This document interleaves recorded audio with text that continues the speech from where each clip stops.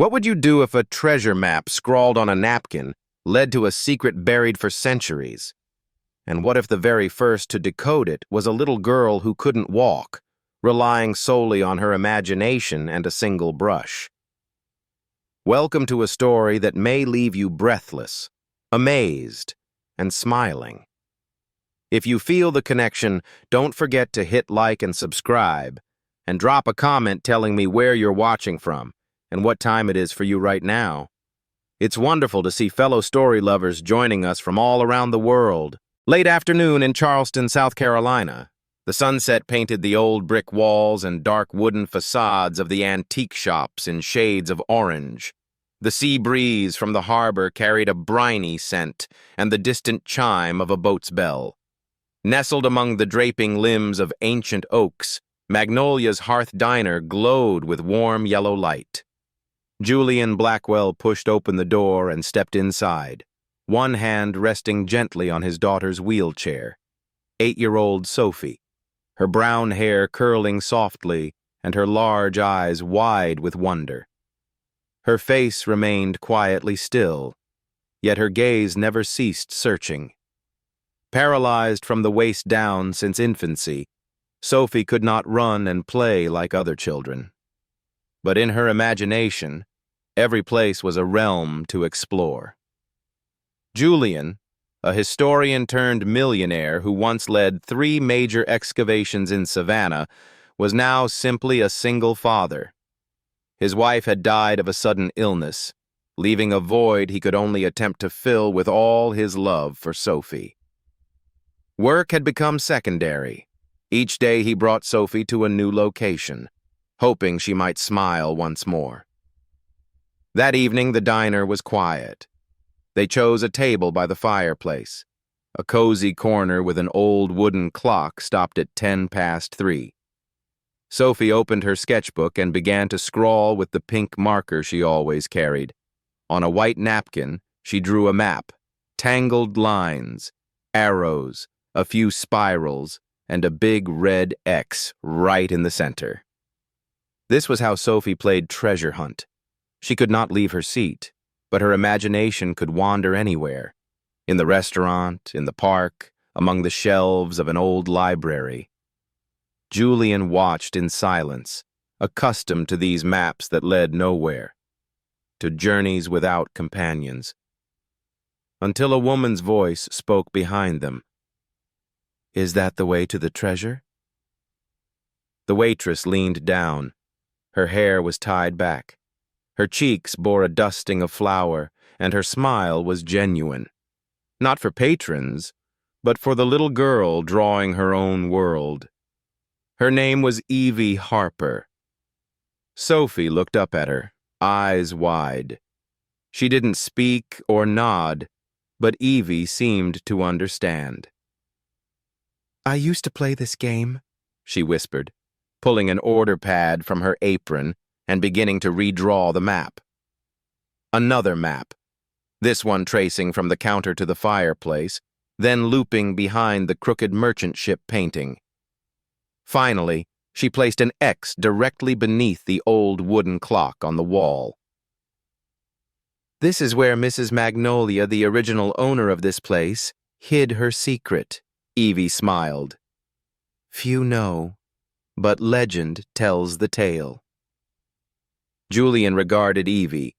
Her words were mere play, yet in his mind they fit like a puzzle piece. Magnolia. He had read that name somewhere. He didn't interrupt. Instead, he looked at his daughter and saw what mattered most. Sophie was smiling. No spoken words, no footsteps required, just someone willing to join the game. Sophie reached for Evie's map, clutching the paper like a treasure. The hunt had just begun, and Julian never imagined that one of those X's might be real. The old wooden clock on the wall remained silent. Its hands stopped at 3:17, perhaps for many years.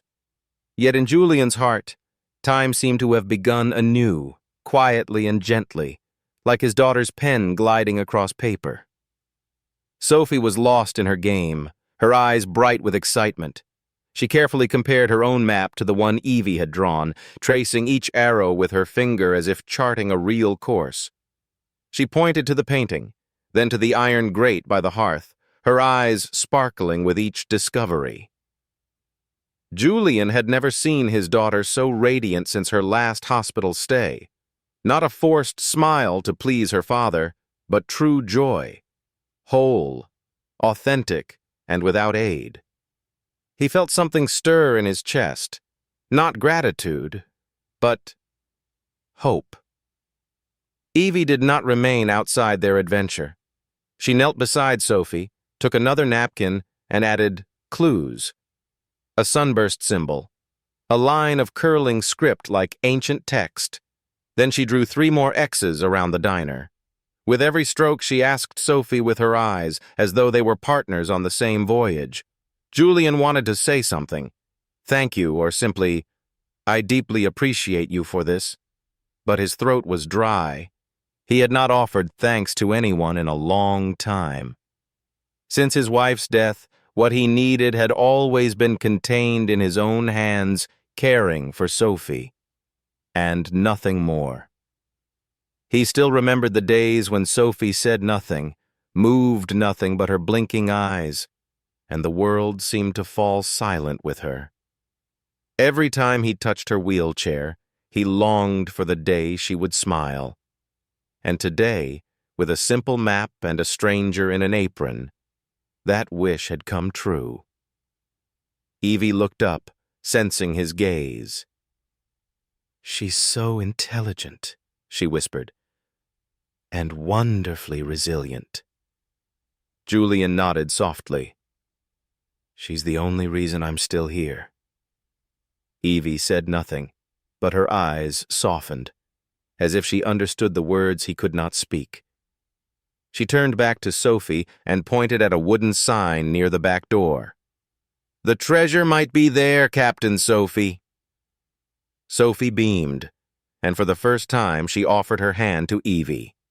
That small gesture tightened Julian's heart. His daughter, once stubborn, withdrawn, afraid of strangers, had reached out on her own without compulsion. And Evie, gentle as a breeze, grasped that tiny hand as if holding a thread between 2 distant worlds. In a quiet corner of the old diner where no one paid attention, something was changing. Not gold or silver treasure, but life, connection, and human kindness. Julian sat in silence, clutching his warm teacup. Perhaps, just perhaps, he and his daughter had found the only person patient enough to listen to what they could not say. A few minutes later, Evie returned with an old notebook. She placed it before Julian and slowly opened it. The yellowed pages and faded ink were the journal of the diner's founder, Magnolia Hill, who had established the place in the 1800s. Within, one handwritten passage made Julian's blood run cold. I hid a family heirloom in the wall by the hearth to protect it from the hands of war. Only a child's heart is pure enough to recognize the sign. Julian's hand trembled. He had once read about this legend in an academic paper, but never found verification. And now, a child's map, an imaginative game, had led him to the very spot. Where did you find this? He asked. Evie shrugged. In the old storage room. I studied history, you know. I've always loved these stories, but never expected to find the real thing. Julian looked at Evie. She had no idea she had reignited a line of research he thought he'd abandoned. Nor did she know that the game she sparked for Sophie was breathing life back into a man who believed his heart long closed. That night, Julian sat alone in his study, turning over the map Evie had drawn. He couldn't understand why those seemingly random scribbles made him restless. The X Sophie chose that afternoon, directly beneath the silent old clock, haunted his thoughts. Before his museum had to close, Julian had pursued research into colonial trade routes. He was particularly obsessed with an ancient entry mentioning a second cellar hidden in an old Charleston tavern, once a stop for captains bearing precious cargo. Yet Julian had never pinpointed its location. When the museum shuttered, he folded that manuscript away like an unfinished dream, never to revisit it, until that X matched uncannily with the old description. He stood, retrieved the faded draft from a locked drawer. The yellowed page's edges were frayed, and the faint brown ink read, "Under the clock that no longer runs, where the innkeeper conceals the second way." His heart began to race. Magnolia's Corner was rebuilt atop an 18th century tavern's foundations. Evie had joked about it in their game, but Julian had assumed she meant only play. Yet, what if she unknowingly drew from real history? The next morning, Julian returned as the diner opened. Evie was wiping tables, her hair pinned up, tired but still smiling. Sophie sat by the window, bent over her sketchbook and colored pens. Julian approached and held out the map Evie had drawn yesterday. "Do you remember this spot?" he asked. Evie nodded, tilting her head as if uncertain. "Have you ever heard of a second cellar in this building?" Evie frowned. "I heard the owner say part of the basement was sealed off, too old, prone to collapse. No one's ever gone in." Julian frowned. "I need to see it." Evie hesitated, then turned to fetch a key from the kitchen. Sophie looked at her father, eyes sparkling. Moments later, the three stood before a wooden door leading down. The wooden steps creaked under each footfall. The air was damp and cold. Evie shone her phone's flashlight. Julian carefully stepped over debris and old crates. At the end of the corridor was a brick wall, but in one corner the light revealed an odd indentation. Julian reached out, feeling not solid brick, but a small concealed door. With a gentle push, the door swung open. Inside was a small room, half the size of a storage shed, dusty but intact. On the walls stood decaying wooden shelves, a few rusted locked chests, and a large draped cloth covering something in the center. Evie stepped back, while Sophie, though unable to approach, leaned forward in her wheelchair, eyes wide with wonder. Julian pulled off the cloth. Beneath the dust lay an aged iron chest, its lock long broken. He lifted the lid. Inside lay a trove of documents, maps, and a leather-bound journal. His hand trembled as he opened to the first page. The bold, scrawled words read, "To the one who finds this, treasure lies not in gold or silver, but in what we preserve." Evie stood silent. I only wanted to make her happy." Julian clutched the journal. "And you have unlocked a door I had long ago closed." On the way back, no one spoke. Sophie whispered something to Evie, then laughed. Julian looked at his daughter, then at Evie, realizing that these two small women, each in her own way, had guided him back to the path he once abandoned. That day, the little diner served more than breakfast. It became the site of a discovery forgotten by Charleston's history, and the beginning of a new journey, with Sophie as its first guide. Dear viewers, take a moment to relax or sip some water, then stay tuned for the surprising twists ahead. And please let me know in the comments where you're watching from, and what time it is for you. It's always wonderful to see friends from around the world joining us. Comment 1 if you enjoyed the story, so we can continue bringing you more great tales. The beam of light from the small flashlight in Evie's hand trembled softly as she descended the wooden steps into the dark cellar. The musty scent mixed with old sawdust rose up, recalling a time long past. Julian followed, his hand gripping Sophie's shoulder as though clinging to reality. in a world he believed he'd lost. The cellar was smaller than Julian remembered, yet every item seemed frozen in place since he last locked the door. Dusty file boxes, slanted bookshelves holding copies of maps, copper engravings, and ship models, the remnants of a passion long abandoned. Evie approached a large wooden chest in the corner, the very one Julian had used to store his most precious finds. She knelt, gently wiped away the thick dust and lifted the lid. Inside lay an old oak box, its brass clasp darkened with age. On the lid was the deep-carved bloom of a daffodil, the De Vries family crest, owners of this Charleston land since the 18th century. Julian froze. He had first identified that symbol on an old map, and been mocked by colleagues when he claimed there was an undocumented archive that could rewrite the land's history. No one believed him, and he had given up. "Please," Evie offered him the box. Julian accepted it, careful as though holding a still beating heart. Sophie watched intently, her eyes bright not only with curiosity, but because for the first time she saw her father as a true hero, not merely a worried, silent dad. Julian released the clasp.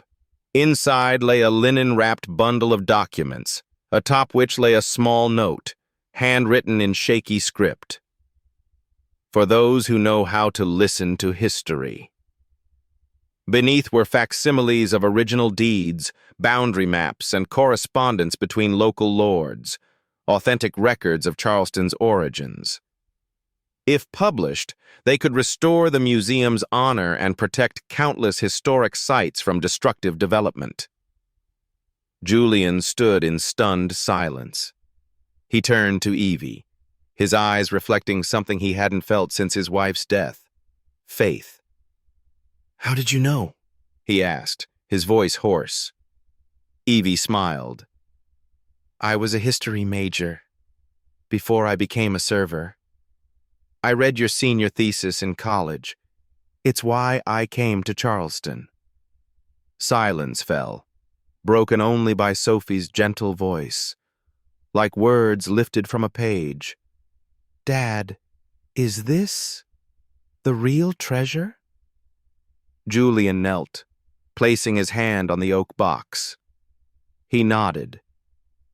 "The treasure of memory, and of all the things people once laughed at." Evie produced a small notebook from her pocket. She opened to a page displaying a photograph of the very old map Julian had published in a niche journal. She had carried it these years, believing that one day it would lead her to something truly meaningful. Julian looked around the cellar. He saw himself, the man once swallowed by disappointment.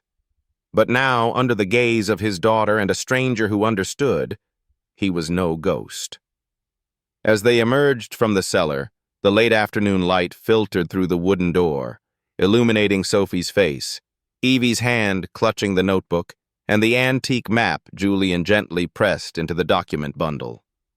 The journey was far from over. But for the first time in years, Julian felt relief. Not only because he'd found historical proof, but because he was no longer alone in protecting it. On Julian's weathered desk lay the plastic-encased facsimile of the ancient map's symbols, positioned beside the photograph of Sophie beaming, magnifying glass in hand.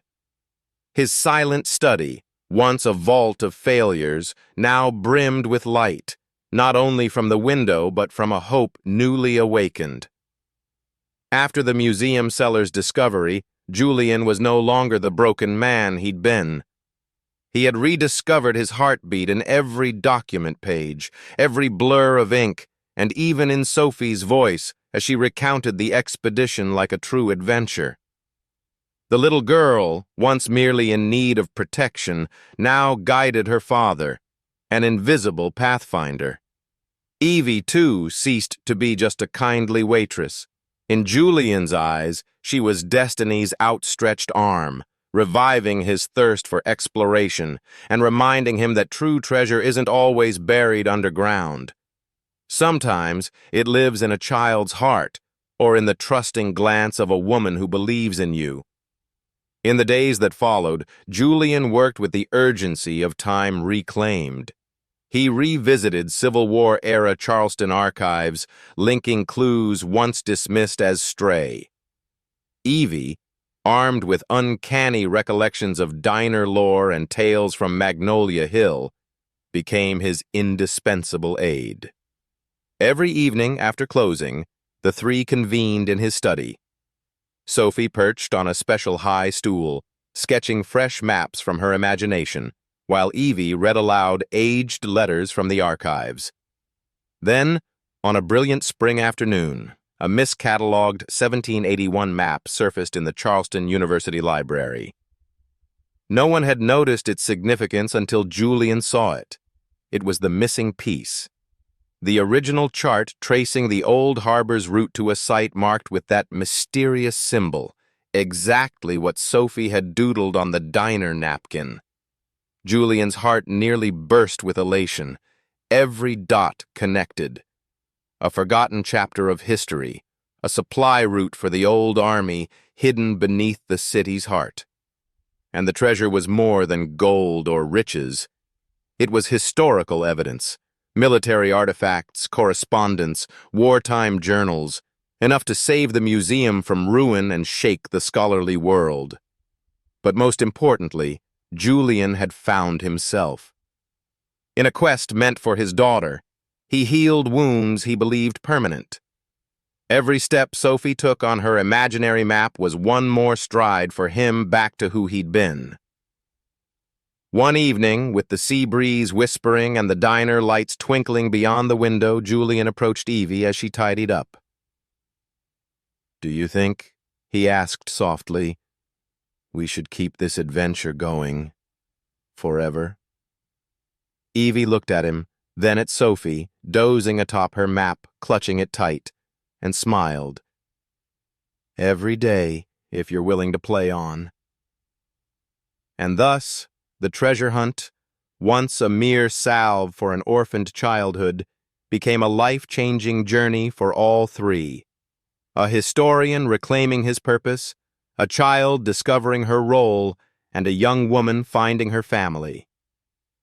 No further maps were needed. The true treasure had already been found.